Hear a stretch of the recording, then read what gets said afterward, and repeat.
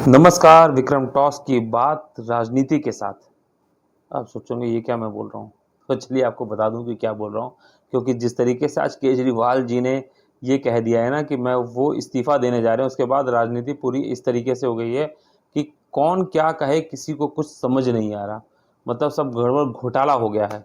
जी हाँ, उम्मीद थी कि केजरीवाल जो कि दिल्ली के इस वक़्त तो सीएम हैं, जब वो जेल जा रहे थे तो बहुत नैतिकता की बात हुई थी कि उनको इस्तीफ़ा दे देना चाहिए था, लेकिन 6 महीना लगभग 170 दिन उनकी पूरी जो थी वो जेल में कटे हैं, लेकिन उसके बाद भी उन्होंने इस्तीफ़ा नहीं दिया था।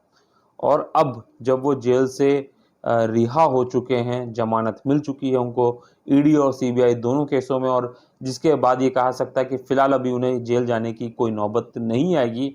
हालाँकि सुप्रीम कोर्ट ने कुछ रोक लगाई थी कि वो फ़ाइल पे सिग्नेचर्स नहीं कर सकते जब तक कि एलजी परमिशन ना करें, या कुछ ऐसी बातें हैं, बहुत सी टेक्निकलिटीज़ हैं, हम उसमें नहीं जाना चाहते। कि ये कहा गया था कि भले वो सीएम रहेंगे लेकिन अपने पद पे रहते हुए वो ना तो विधानसभा जा सकते हैं, ना सचिवालय जा सकते हैं। तो कहने का मतलब था कि उनके हाथ में कोई पावर नहीं रहेगी। अब सीएम केजरीवाल ने इसी पे बहुत तगड़ा राजनीतिक जिसको कहते हैं कि वो गेम खेल दिया है। उन्होंने आज अनाउंस कर दिया है कि वो 2 दिन बाद इस्तीफ़ा देंगे।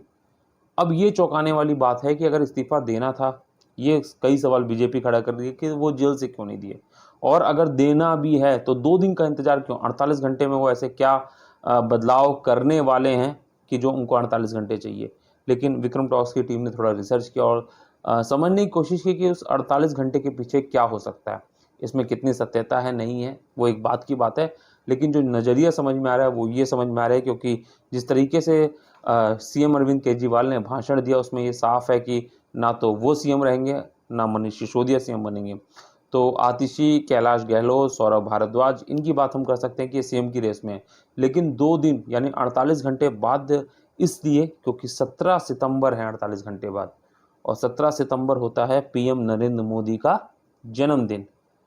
तो अब केजरीवाल जो कि हमेशा बीजेपी के खिलाफ रहते ही रहते हैं, मनीष सिसोदिया ने तो यहाँ तक बीजेपी पर आरोप लगा दिया था कि अपनी कुंठा के चलते ही बीजेपी ने शक्तियों का दुरुपयोग करते हुए केजरीवाल जी को जेल में भेजा था।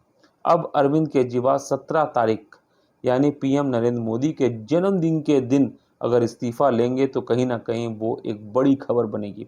साथ ही साथ उन्होंने ये भी साफ कर दिया कि वो जनता के बीच में जाएंगे और अपने लिए वोट मांगेंगे कि वो ईमानदार हैं या नहीं। तीसरी सबसे बड़ी बात, उन्होंने कहीं न कहीं एक मन में माहौल बना लिया है कि वो इलेक्शन कमीशन के पास जा रहे हैं और ये कह रहे हैं कि शायद चुनाव आप पहले यानी नवंबर तक आप चुनाव करा लीजिए। ये एक बहुत बड़ी बात है जिस पे बीजेपी भी शायद थोड़ा-सा संशय कहीं न कहीं फँसी जाएगी, क्योंकि अगर पहले चुनाव होते हैं तो इस समय फिर से कह सकते हैं कि भावनाओं का जो भाव है वो आम आदमी पार्टी की तरफ हो सकता है। बीजेपी हालाँकि अरविंद केजरीवाल के इस इस्तीफ़े को एक ढोंग बता रही है कि अगर इस्तीफ़ा लेना था तो पहले लेना चाहिए था। अब उनके हाथ में जब सुप्रीम कोर्ट की वजह से कोई शक्तियाँ बची नहीं हैं तो मजबूरी में वो इस्तीफ़ा ले रहे हैं, वो अपने मन से नहीं ले रहे, और ये कहीं न कहीं जनता के साथ उन्होंने धोखा किया है। अब धोखा किया है, नहीं किया है, लेकिन केजरीवाल इस्तीफ़ा देंगे, लोगों के बीच घर-घर जाएँगे, उन्होंने ये बात कही है। अब बीजेपी इस पे किस तरीके से रिएक्ट करती है तो आने वाला समय बताएगा, लेकिन फ़िलहाल आपको क्या लगता है दिल्ली का अगला सीएम कौन? आतिशी, कैलाश गहलोत, सौरभ भारद्वाज या फिर कोई और? कमेंट बॉक्स में हमें ज़रूर बताइए।